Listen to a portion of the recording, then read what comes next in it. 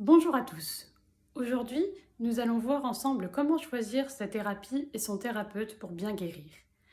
Aujourd'hui, il y a beaucoup d'offres au niveau de la thérapie, des thérapeutes, beaucoup de modes de fonctionnement, beaucoup de modes d'action.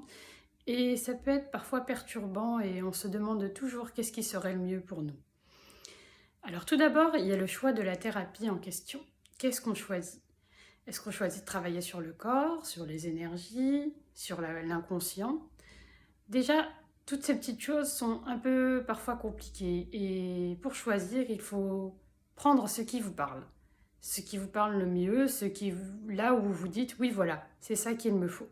Ça, c'est une première chose. Ensuite, il faut choisir son thérapeute. Alors, il y a beaucoup de critères sur lesquels on choisit notre thérapeute. Il y a le critère géographique. Pas mal de gens se disent bon, bah, j'aimerais bien qu'il soit près de chez moi, donc on fait une recherche, chercher un thérapeute près de chez soi. Et aussi, ils peuvent être sélectionnés en fonction des avis. Ben voilà, un tel m'a dit que tel thérapeute était bien, un tel m'a dit que tel thérapeute était bien. Ou alors, on épluche les avis sur Internet pour voir qui a le plus d'avis positifs.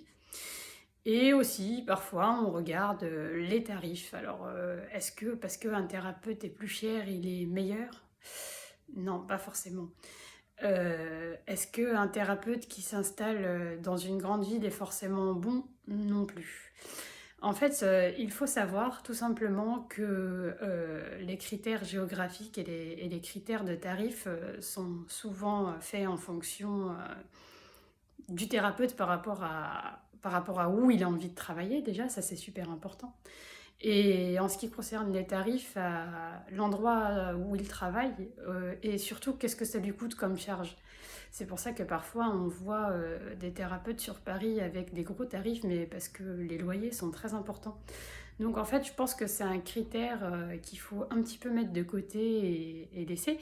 Mais par contre, ce qui va être très très très important, ça va être au moment où vous vous trouvez face au thérapeute. Alors si vous l'avez au téléphone, ça va être déjà par rapport à l'entretien téléphonique que vous aurez avec, mais surtout quand vous serez en face à face avec lui.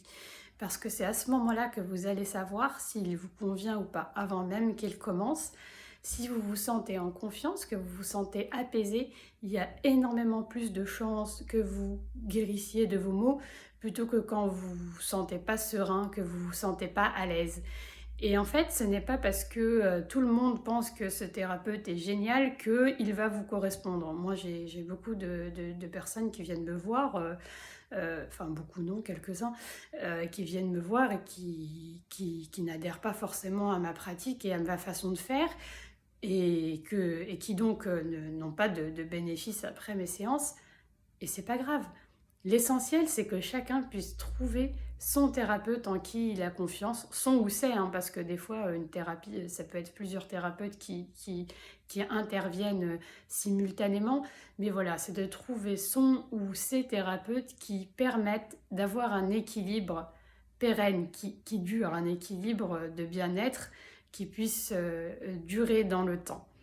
Voilà pour aujourd'hui. N'hésitez pas à me poser toutes vos questions sur contact@fadilabiokinergie.com, à visiter le site www.fadilabiokinergie.com où vous pouvez avoir toutes les informations sur la biokinergie et tous les articles. Et je vous dis à très bientôt.